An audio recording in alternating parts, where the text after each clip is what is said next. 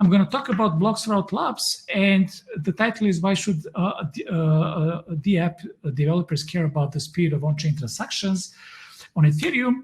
And so basically, BlockthRout, the big mission the big problem that we're solving is that of scalability of blockchains, okay? So undoubtedly, the largest barrier to the widespread adoption of blockchains is scalability. And I hope I don't need to spend a lot of time on actually proving this to you. We know that Bitcoin, for example, has 3 TPS, Ethereum recently 40 TPS, and for any real-world application, we need much, much more, okay? And so basically, the BlockthRout mission is to scale all blockchains to thousands of TPS transactions without changing a single line of code of the native blockchain system, okay? And so you may be asking yourself, so how in the world do we do this? Well, we do this by building a system called the blockchain distribution network. That will be a global scale network that helps significantly improve the communication in a blockchain system, okay? And so, and we call it a layer 0 solution, which is a networking layer for blockchains, okay? And so basically, this sounds like kind of like, how in the world do you do this? I will explain, but the bottom line slide is that we are a real thing. We actually do the things that we are telling that we can do. So I will walk you through some of the accomplishments that we did. So for example, we were able to show that we can scale Bitcoin Cash to more than 1,000 transactions on a really real world realistic setup. We were able to help significantly with the Ethereum mainnet, and so this will be the focus of my talk. I will explain everything that I talk about from now on is mostly gonna be applicable to Ethereum. And so basically we have deployed our system to more than 50% of the Ethereum hash rate, more than 50% improved the propagation significantly, and we were basically helped increase the gas limit and so on and so forth. We are also working with other blockchains, but from now on, I will really focus on Ethereum. So the big question, and without diving into details, I'm not gonna spend much time here. Basically, here I'm trying to explain. So what is wrong initially with this communication in blockchains? What's wrong with the way things are done now, and how we're helping? So if you have a single miner on the left side and you have some other miners on the right side, well, when they need to send some data through this particular blockchain network, basically they connect to a large number of different miners. And so to send any piece of data, well, all these different, there are a different number of autonomous systems of different internet providers on an end-to-end path, and networking is such a discipline where the worst path on an end-to-end, worst link on an end-to-end path determines how slow the entire connection is going to be. And in a blockchain world, it makes sense to connect randomly to all these different nodes, because this is how you can actually achieve a pretty high security. And so on a single hop, you really have to send data all around the world, but this is just one hop in propagating data. When I say data, I mean blocks and transactions. But this is just the first hop. Then you have a large, because you have a peer-to-peer system, you have to send all this data to the next hop. And so there are a large number of I mean, it doesn't take a lot of science and a lot of thinking to show that this isn't actually a pretty good way to propagate data through the internet, because there are a large number of points, of things that can go wrong, and it's quite complicated web of communication, where you send to one part of the world, then from there on you keep distributing elsewhere and so on. And so basically, in short, what BlockthRout does is that we build this thing called the blockchain distribution network. And so basically, if you're familiar with the concept of a content distribution network, this is more or less what we are doing for the blockchains, okay? And so how are we doing that? Well, we install a piece of our software on the nodes, okay? And then we utilize ways in which we can propagate this. This helps us propagate this information quickly to a set of relay nodes, and then we effectively propagate this further to all the miners and all the other nodes who really wanna learn about this stuff. So, to give you a better understanding of on how we are doing that, I will quickly walk you through two very kind of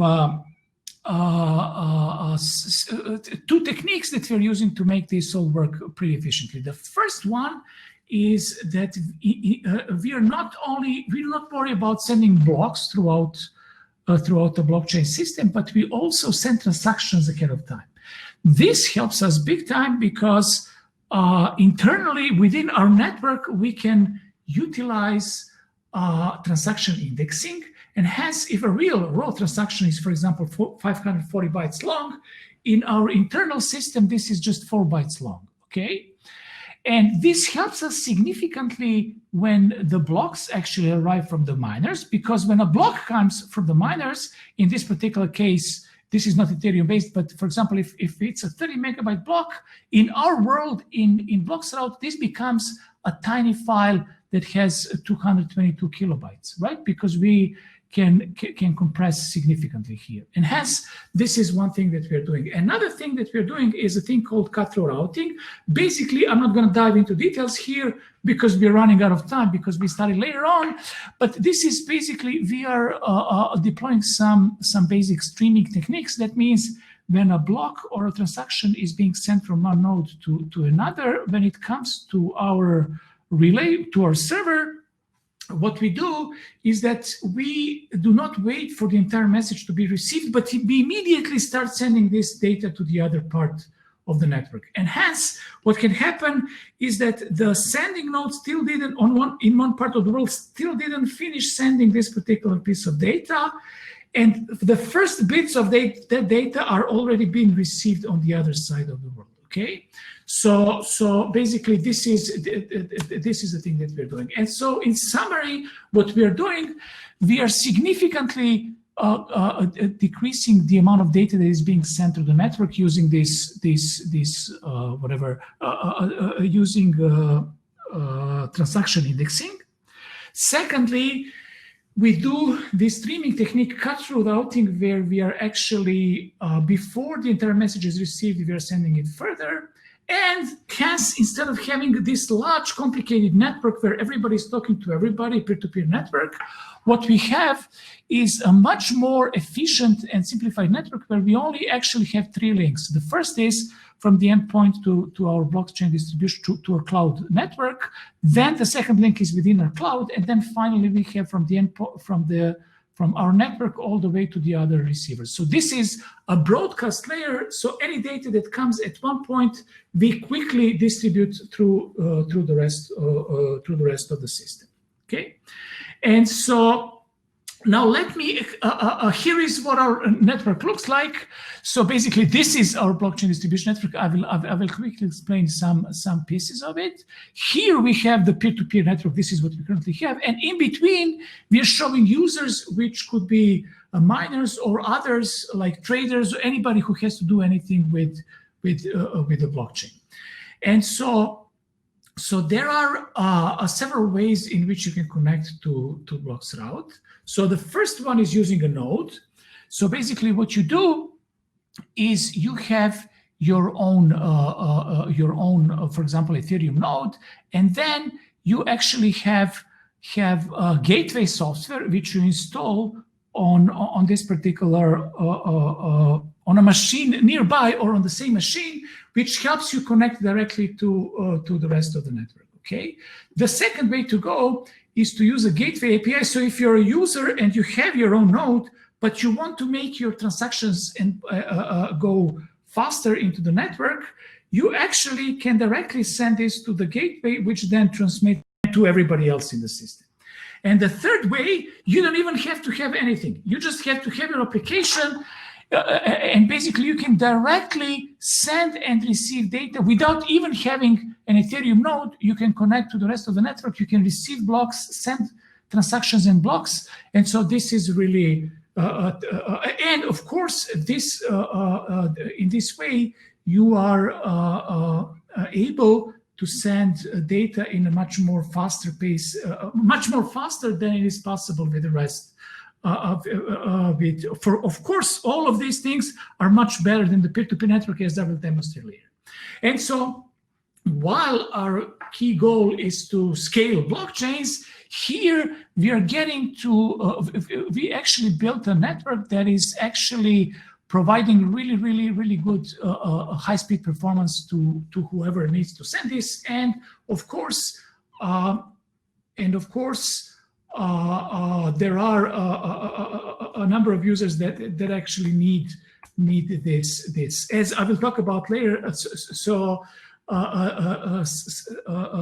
This is super important for traders, as I will discuss later. In addition to this generic APIs, which helps you send and receive data quickly to and from the blockchain distribution network, we are building some really novel, I think, APIs. And you can go to our webpage and you can see for yourself. But basically, I will just give you a view of a few of those. So, for example, you can have a transaction stream. So you can simply subscribe to receive a stream of pending transactions directly from the BDN. So you can actually be in a position to receive raw transactions that are generated by users in the Ethereum network even before they reach the miners. Okay, so in case you have an application that cares about speed and cares about receiving those quick, you really want to use this. The second one is confirmation probability. You send us you send a transaction. We are sending back the probability that this transaction will make it to the next block. Okay, and so this is again very useful for traders among others.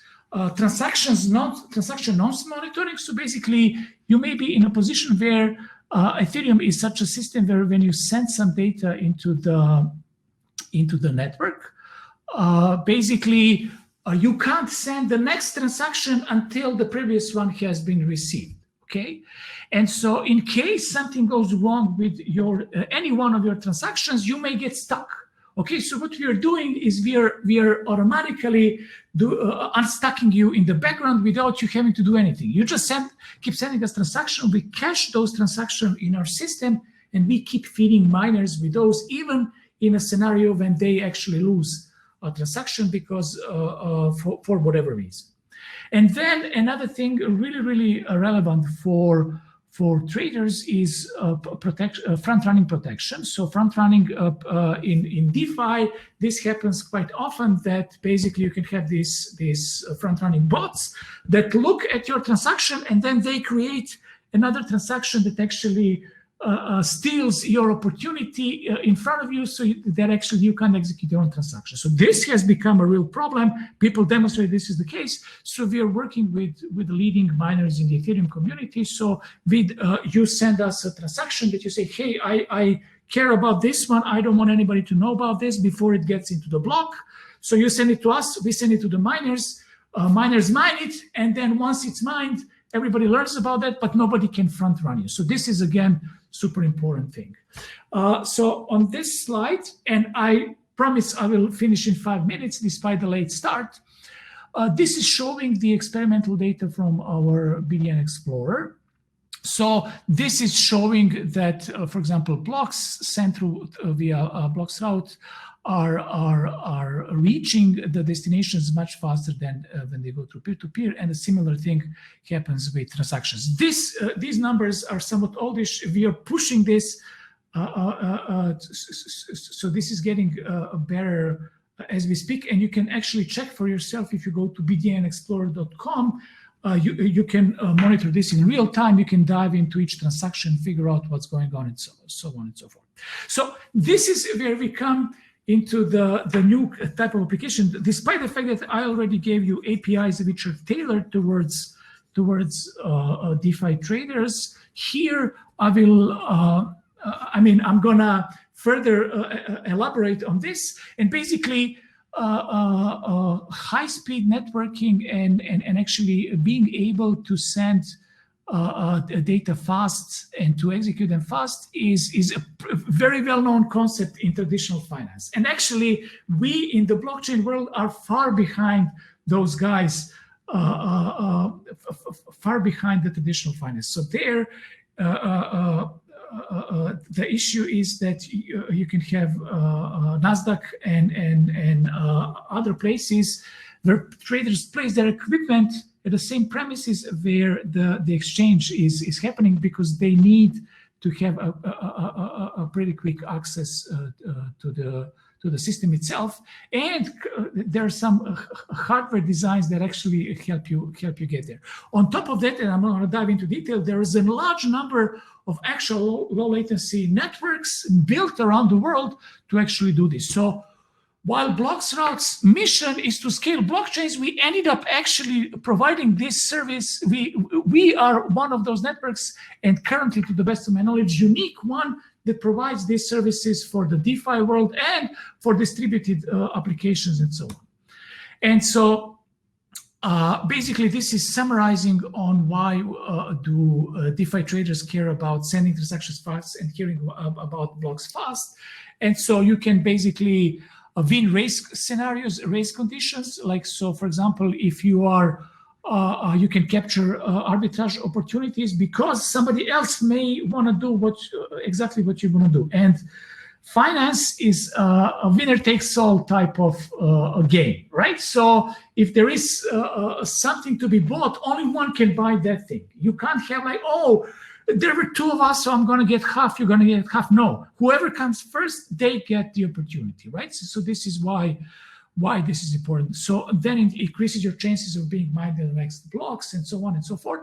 And of course, if you want to run any analytical services, or if you want to act quickly upon information that what is happening in the network, you really want to have the information about what others are doing. And this is why hearing about transactions and blocks and understanding what is going on is super important for DeFi traders and in general for distributed apps, because there may be application scenarios where even if you're not in DeFi, learning and being like on a very healthy network and a very strong network where you know that your system is working, that that your transactions are not stuck, and that you have the right information, that is super essential for anybody.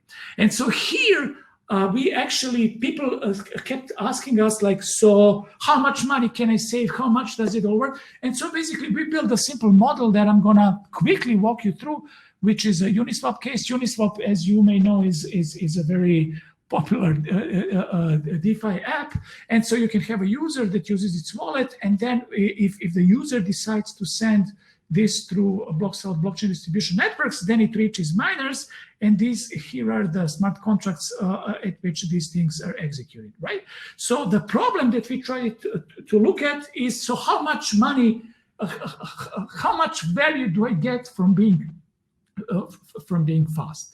And without diving into details, basically what we have built is a simple model that looks at, so basically this is the latency that you have with BlockThroat, and this is the latency that you have with the peer-to-peer network. And another important thing is the interblock time, right? So this is the beginning of a previous block. This is the beginning of when the new block is started. And hence these interblock times are essential for understanding how much value do you get when you use BlockThroat. And so this is an empirical interblock time distribution that we got from the real world. And based on all of this, you can see that if in case you're sending transaction 300 milliseconds faster than by using peer-to-peer, you increase the probability by 4% to win these battles in the DeFi space. In case it's 600 milliseconds, you increase by 8%, 900 milliseconds, 12%. Currently, we are going from here to here. You can find, we measured, basically, we are basically going from 600 to 900 milliseconds, which means that you can improve your DeFi performance by approximately 10% currently by using BlockThroat, on top of all other features that we're providing. And so to conclude, and I hope I'm concluding this right on time, is BloxRoute is a content distribution network for blockchains, or we call it a blockchain distribution network. Helps scale blockchains without blockchains having to do anything. But at the same time, BloxRoute is a low latency network for DeFi and beyond. And so this is something of relevance for the Ethereum community and any other. Basically, we can support any other blockchain